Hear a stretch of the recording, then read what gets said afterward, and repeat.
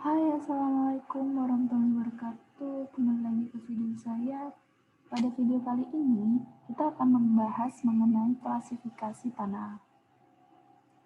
Oke, mengapa sih kita membutuhkan pengklasifikasian tanah? Jadi, untuk klasifikasi tanah itu sendiri berguna untuk mendeskripsikan bagaimana sih variasi tipe-tipe tanah seperti itu. Karena kan tipe tanah itu akan berbeda-beda tergantung dengan lokasinya, letaknya, dan historinya seperti itu.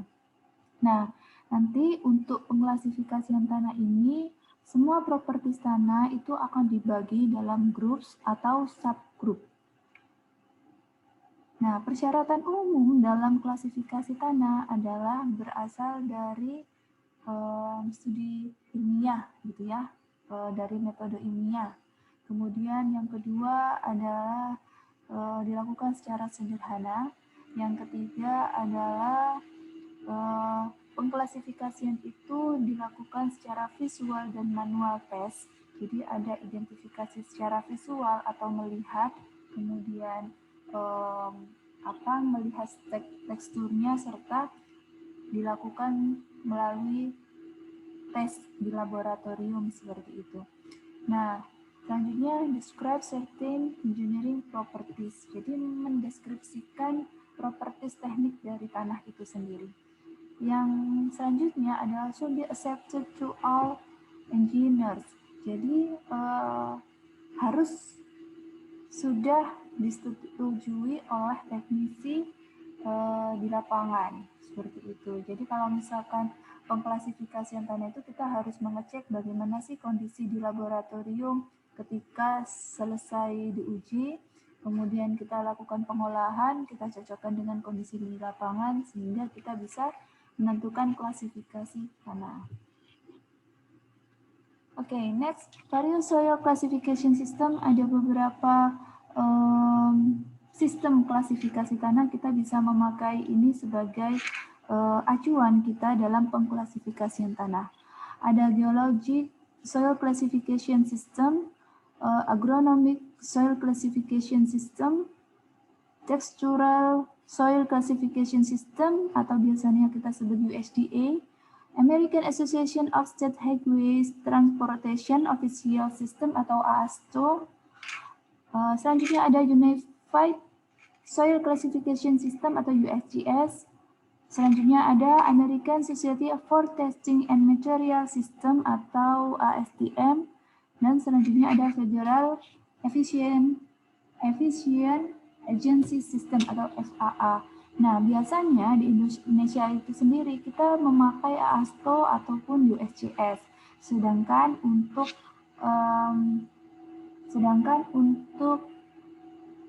acuan dari pelaksanaan tesnya kita biasanya memakai ASTM seperti itu.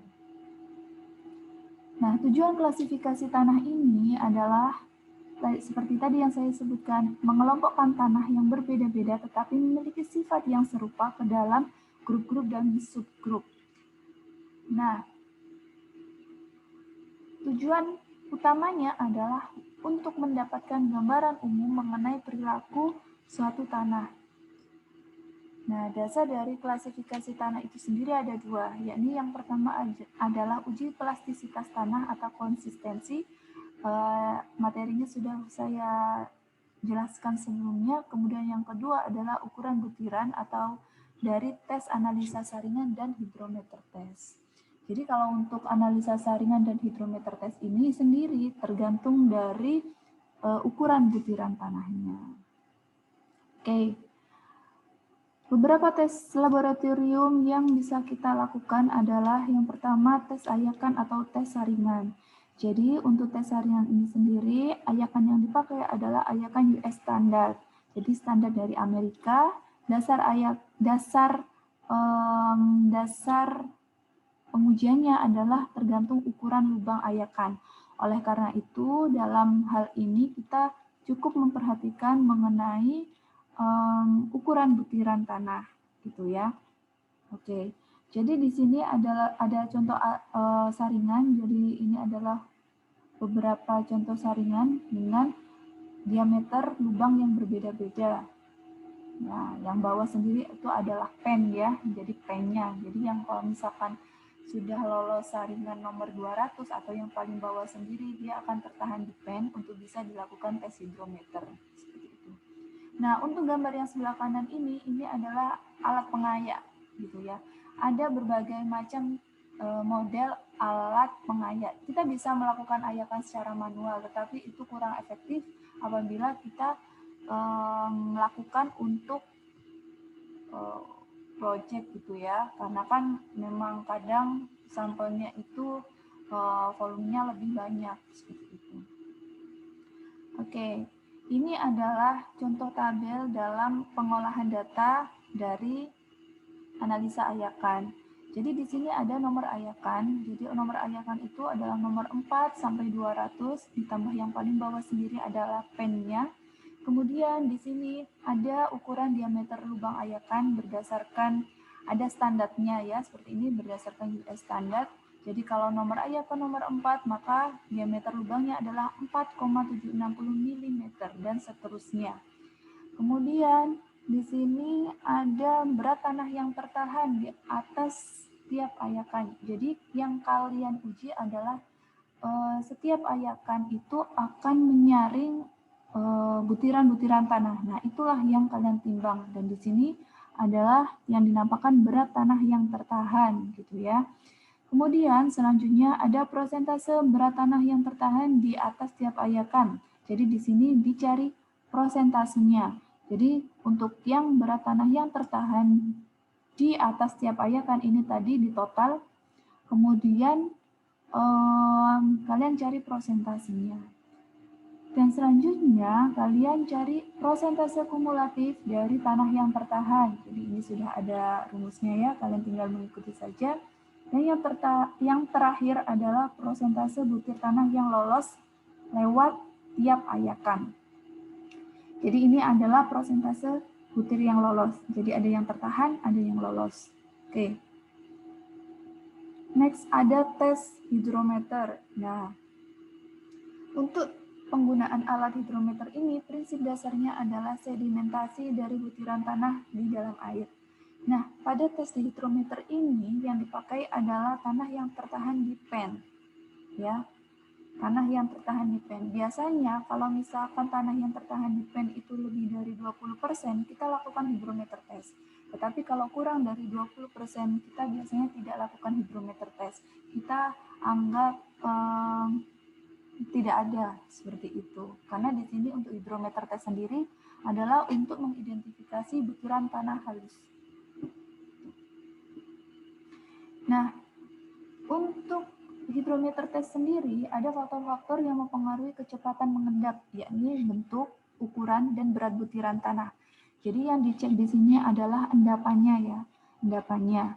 Nah, di sini ada alat-alat yang bisa digunakan, yakni yang pertama ada gelas ukur, dan yang kedua adalah pelampung. Jadi pelampung ini nanti dimasukkan ke dalam air, yang satu itu adalah air suling ya, air suling, kemudian yang satunya lagi adalah air yang berisi tanah, air suling berisi dengan tanah. Jadi secara bersamaan nanti pelampungnya dimasukkan ke dalam tabung tersebut, kemudian diukur untuk time-nya, seperti itu. Kurva distribusi ukuran butiran. Jadi setelah kalian analisa dari hasil ayakan dan hidrometer itu, kalian harus mengaplikasikannya ke dalam kurva distribusi ukuran butiran atau grain size distribution. Nah, di sini diplot dalam kertas semilok. Jadi kertasnya itu semilok ya. Jadi bukan yang standar grafik standar begitu, gitu ya. Nah, ini adalah contoh grafiknya gitu. Jadi perbandingan antara ukuran butiran dan prosentase lolos. Ingat, prosentase lolos bukan prosentase tertahan. Jadi tadi kan yang ini kan ada yang prosentase tertahan dan prosentase lolos. Nah, yang kalian pakai adalah prosentase yang lolos. Oke. Nah, selanjutnya kalian tinggal plot kalian tinggal plot antara prosentase lolos dibanding dengan ukuran butirnya. Jadi kalian sesuaikan dengan ukuran ayakannya. Nah, seperti ini. Kalian tinggal plot, kemudian kalian bikin garis gitu. Nah, kemudian kalian bisa menentukan berapa sih prosentase kandungan yang ada di dalam tanah. Nah, contohnya di sini adalah misalkan ketemu gravelnya itu 2,89%. Itu adalah dari sini ke sini ya. Kemudian selanjutnya ada sand. Sand ini dibagi ke dalam 3 bagian, yakni coarse, medium, dan fine. Nah, di sini akan kalian jumlahkan ya dari ayakan nomor 4 sampai ayakan sebelum ayakan nomor 200. Nah, sehingga kalian bisa total berapa persentase yang tertahan di sini, yang lolos di sini. Kemudian untuk yang butiran tanah halus ya, di sini ada silt dan clay. Nah, kalian bisa bedakan kapan dia masuk clay, kapan dia masuk lanau. Seperti itu. Oke. Selanjutnya, 3 parameter dapat ditentukan dari kurva Gram-Sachs distribution, yakni yang pertama adalah ukuran efektif, kemudian ada koefisien keseragaman atau uniformity coefficient atau CU, kemudian koefisien gradasi atau gradation coefficient atau CC. Nah, di sini kalian harus menentukan ukuran effective size atau effective size itu pada saat diameter 10, diameter 30, dan diameter 60. Kenapa sih Bu kok diambil ketiga diameter itu? Nah, jadi untuk ketiga diameter itu merupakan standarnya untuk mengidentifikasi koefisien keseragaman dan koefisien gradasi. Nah, ini merupakan pengertiannya ya, kenapa diambil D10, karena diameter butiran di mana 10% dari total butiran lolos atau lebih kecil dari diameter tersebut. Nah, itu. Kalau misalkan D30 merupakan diameter butiran di mana 30% dari total butiran lolos atau lebih kecil dari diameter tersebut. Dan selanjutnya D60 pun sama, yakni diameter butiran di mana 60% dari total butiran lolos atau lebih kecil dari diameter tersebut. Kemudian kalian bisa menentukan nilai CU-nya itu D60 bagi D10 dan nilai CC-nya adalah D30 kuadrat dibagi D60 kali D10. Nah, ini contoh untuk cara pengambilan D60, D30, dan D10. Jadi kalau misalkan D10 ya sudah langsung kalian plot saja untuk yang persentase 10%. Jadi di sini kalian cek 10, kemudian kalian tarik sampai garis kurvanya, kemudian kalian tarik ke bawah. Nah, kalian akan mendapatkan nilai D10 dan seterusnya. D60 pun sama seperti itu, D30 pun sama seperti itu caranya. Oke, selanjutnya bentuk kurva dapat dikelompokkan dalam 3 grup. Jadi bentuk kurva itu juga akan menandakan bagaimana keadaan tanah yang ada di lapangan, seperti itu. Jadi ada kondisi uniform, ada kondisi well grade, ada yang kondisi gap grade. Kalau untuk kondisi uniform, tanah yang ukuran butirannya hampir sama. Jadi ukurannya kalau misalkan kecil itu banyak yang kecil. Jadi dominan kecil semua. Misalkan ukuran butirannya adalah 1 cm. Nah, itu relatif sama. Jadi kalau misalkan seperti itu, kita bisa lihat dari kurvanya seperti ini. Kalau kondisinya seperti ini, letaknya di tengah seperti ini biasanya kan sama seperti ini. Nah, jadi kalau misalkan di tengah gitu ya, dia dominan sand. Nah, dia uniformnya itu sand semua seperti itu. Nah, makanya di sini tanah yang ukuran butirannya hampir samanya itu adalah sand gitu. Nah, kemudian yang kedua adalah well grade. Nah, well grade ini adalah tanah di mana ukuran butirannya terbagi merata dalam suatu batasan yang luas. Jadi ada ukuran butiran yang besar, ada yang kecil, ada yang sangat kecil, itu dia merata. Oleh karena itu di sini adalah dinamakan well grade, gitu ya. Jadi tergradasi baik. Kalau yang tadi kan seragam gitu ya. Yang selanjutnya adalah gap grade. Gap grade ini tanah di mana satu atau lebih ukuran butir tidak ada. Jadi tidak semua butiran itu ada sehingga menyebabkan kurvanya seperti ini dan kondisi tanahnya juga kurang baik gitu ya. Jadi ukuran butirannya misalkan dari kecil, kemudian nggak ada yang sedang, tiba-tiba besar gitu, ataupun yang besar, kemudian yang sedang tapi tidak ada yang kecil. Nah, contohnya seperti itu saja. Nah, di sini adalah sketsa tekstur tanah yang butirannya well grade dan gap grade. Jadi di sini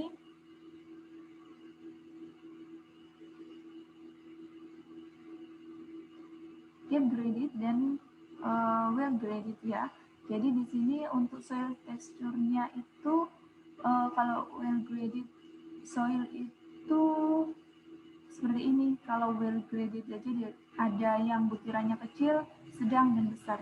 Tetapi kalau gap graded itu dia banyak yang besar, kemudian cuma ada yang beberapa yang kecil gitu. Ya. Jadi hanya ada 2 ukuran atau 3 ukuran yang hampir sama gitu aja. Nah, kemudian kita menuju ke sistem klasifikasi tanah. Jadi untuk sistem klasifikasi tanah ini kita patokannya ada 2, yakni USGS atau ASTO ya. Tadi kita sudah singgung di depan. Untuk USGS itu Unified Soil Classification System dan ASTO itu American Association of State Highway and Transportation Official. Nah, di sini ada persamaan dan perbedaan antara USGS dan ASTO. Tetapi kalau misalkan kalian mau identifikasi, kalian pakai salah satu itu boleh. Nah, oke. Persamaan dari USGS dan ASTO ini adalah klasifikasi tanah dengan sistem USGS dan ASTO menggunakan dasar yang sama, yakni ukuran butiran dan plastisitas tanah. Jadi, tetap kalau misalkan kalian identifikasi konsistensi tanah atau plastisitas tanah, kalian harus mengambil hasil dari itu, kemudian kalian combine dengan ukuran butiran untuk mendapatkan klasifikasi tanah seperti itu. Nah, selanjutnya adalah USGS dan ASTO memisahkan tanah ke dalam 2 kategori, yakni berdasarkan ukuran butirannya. Yang pertama, tanah berbutir kasar atau coarse grain. Kemudian yang kedua adalah tanah berbutir halus atau fine grain.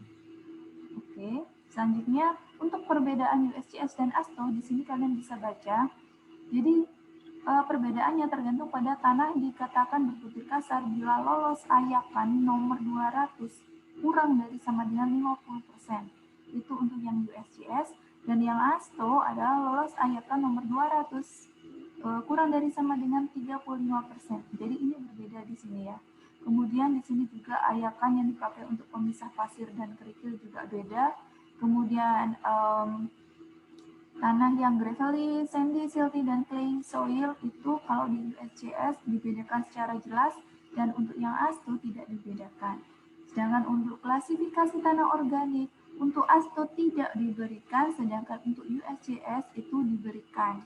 Nah, kemudian untuk simbol tanah itu untuk USGS diberikan dan untuk ASTO tidak ada. Oke, selanjutnya ada beberapa simbol yang harus kita pahami dalam USGS.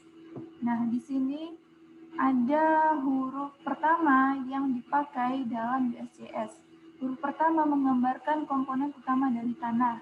Jadi tergantung ukuran butirannya dan jenisnya ya di sini. Kalau ukuran butiran kasar maka kita bisa pakai awalan G atau S.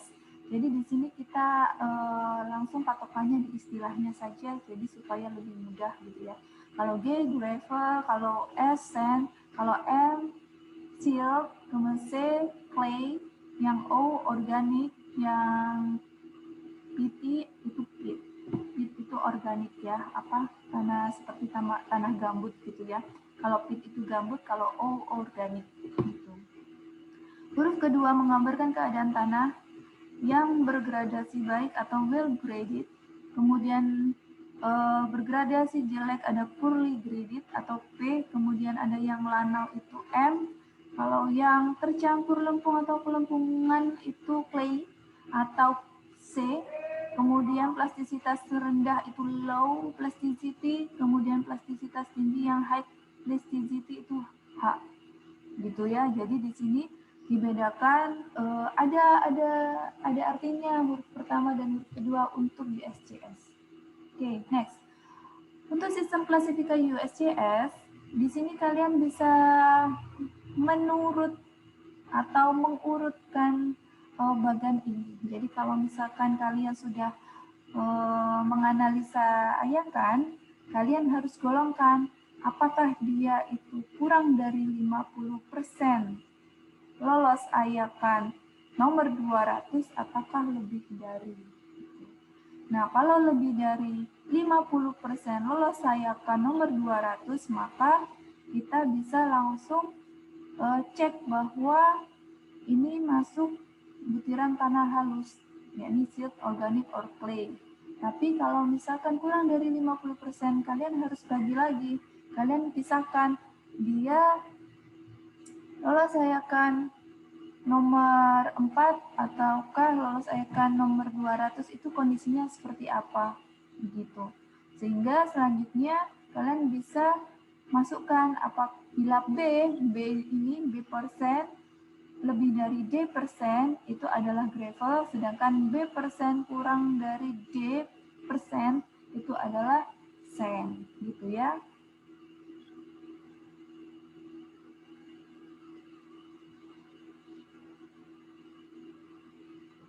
Oke, next. Sistem klasifikasi USCS untuk gravel. Jadi yang ini untuk yang umum, kemudian kita cek. Jadi kita cek yang mana yang gravel, mana yang untuk sand, mana yang untuk lanau ataupun organik.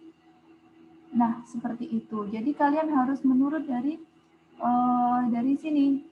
Jadi setelah kalian cek di sini ya, dia masuk gravel, sand, atau silt, organic, or clay. Kemudian kalian cek di bagian selanjutnya. Yakni dia masuk gravel, ataupun sand, ataupun lanau, organic, and clay. Gitu ya. Oke.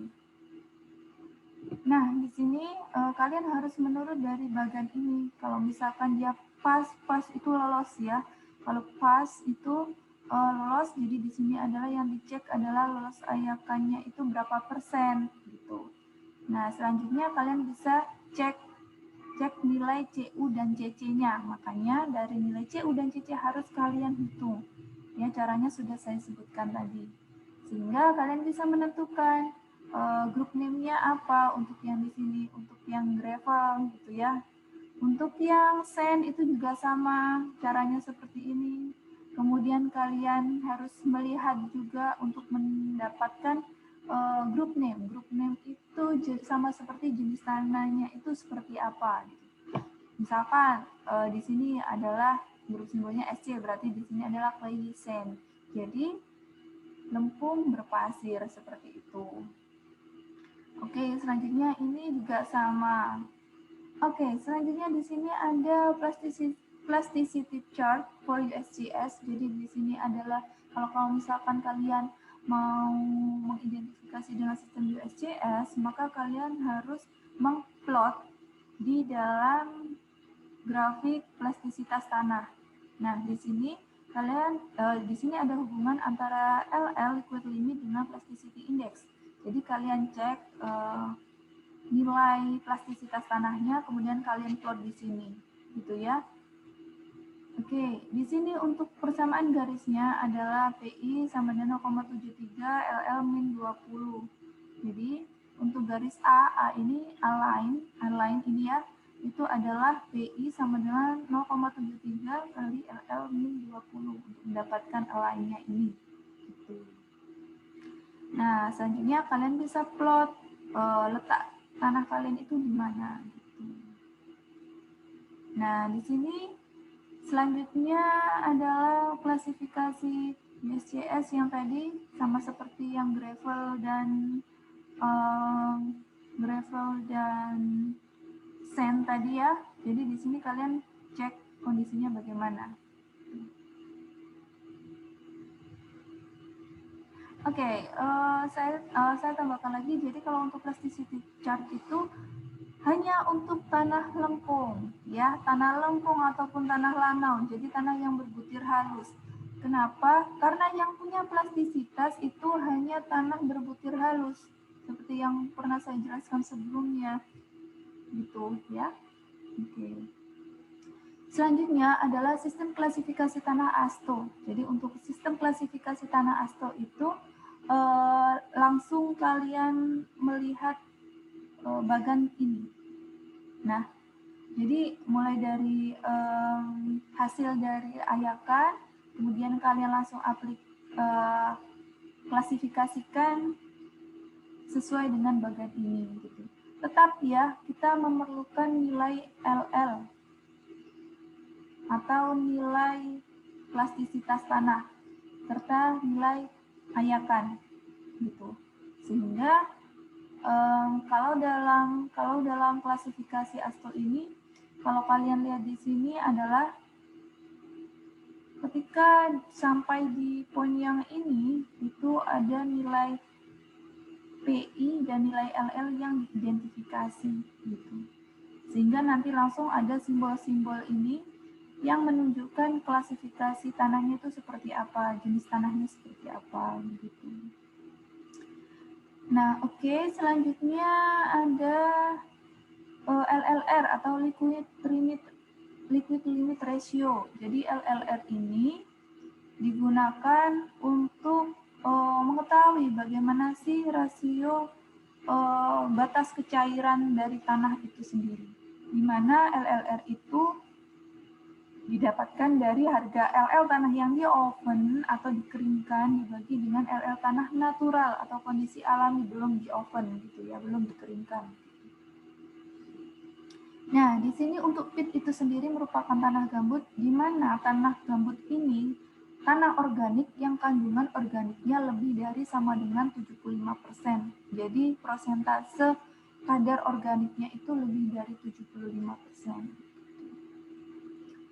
Oke, untuk grup OL dan OH di sini itu merupakan lanau organik atau lempung organik dengan plastisitas rendah untuk OL, kemudian plastisitas tinggi untuk OH. Perilakunya ditentukan oleh kandungan organiknya. Jadi kalau misalkan di dalam tanah itu ada identifikasi organik tanah, gitu ya, ada identifikasinya sendiri. Untuk PT atau PIT, tanah dengan kandungan organik tinggi yang lebih dari sama dengan 75% itu tadi, merupakan humus dan bahan organik yang telah membusuk atau terurai, yang berasal dari tanah rawa. Di sini untuk tanah organik dan tanah organik yang tinggi, kandungan organik yang tinggi itu memiliki daya dukung yang sangat rendah dan kemampuan yang tinggi. Jadi dia itu daya dukung tanahnya itu sangat rendah, tetapi dia bisa sangat-sangat memampat karena terdiri dari di dalam rongga itu ada rongga lagi seperti itu. Ya sama seperti kalau kalian mengambil satu batang tanaman, kemudian kalau sudah membusuk, kemudian kalian hancurkan, nah itu kan akan sangat-sangat halus gitu, dengan kandungan air yang tinggi. Kalau misalkan batang tanaman itu sudah membusuk karena terendam air terus, nah seperti itu. Oke, di sini ada contohnya. Jadi di sini ada contoh, misalkan kita punya LL itu adalah sama dengan 33, dengan PI atau IP itu 12. Kemudian di sini nilai IP atau PI-nya adalah 9,49 untuk yang lainnya. Oke, dan selanjutnya kita harus cek untuk kondisi tanahnya itu seperti apa. Nah, di sini ada dua identifikasi, yakni di sini coarse, yang di sini fine ya. Di sini coarse, di sini fine. Kalau misalkan dia lebih dari 50%, tertahan di ayakan nomor 200, kemudian define, yang define itu atau berbutir halus itu adalah kurang dari 50% yang tertahan di ayakan nomor 200. Jadi selebihnya lolos ayakan gitu ya. Kemudian kita cek apabila dia lebih dari 50% tertahan, maka dia masuk gravel dari yang ini ya, dari yang course ini. Kemudian apabila dia kurang dari 50% yang tertahan di ayakan nomor 4, maka dia masuk yang sand. Itu. Kemudian kalau misalkan kita cek di sini kalau PI-nya itu adalah 12, jadi di sini passing nomor 4 itu 70% dan passing nomor 200 itu 30%. Karena di sini adalah 70%, untuk yang tertahan yang lolos ayakan nomor 4 berarti kan hanya 30% yang tertahan gitu ya. Jadi passing di sini adalah lolos ayakan nomor 4 adalah 70%, berarti dia yang lolos atau retain itu kan 30%, sehingga masuk yang sand. Nah, sehingga kita bisa cek di sini apakah dia kurang dari 5% fines-nya atau yang lebih dari 12% fines-nya. Jadi di sini kita cek untuk yang ini kan lebih dari 12% ya, karena kan 30%. Nah, kemudian kalian cek di sini kalau misalkan untuk liquid limit dan plasticity index-nya itu di mana gitu. Misalkan PI-nya itu 12, jadi kalian cek kan di sini. Tunggu.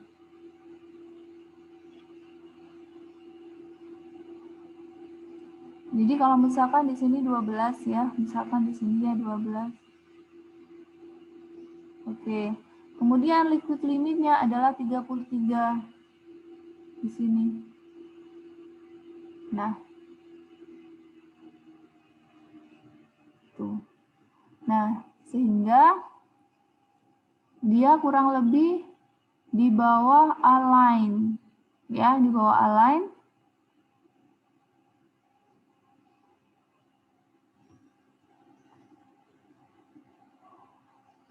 Di bawah align, sehingga ini adalah jenis tanahnya adalah SC. Gitu. Nah, kurang lebih begitu cara mengklasifikasikan tanah ya. Maaf di sini kurang kurang presisi. Tetapi untuk yang contohnya itu kurang lebih seperti itu. Oke, selanjutnya ini adalah tabel ASTO. Jadi kalau misalkan kalian sudah melihat grup classification-nya dari yang ini ya, dari yang ini.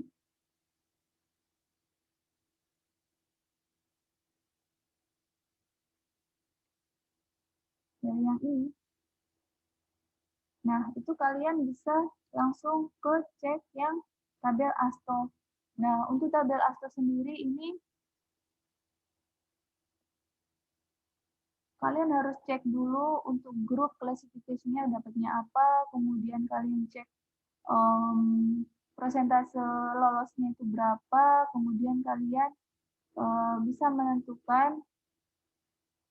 menentukan klasifikasinya.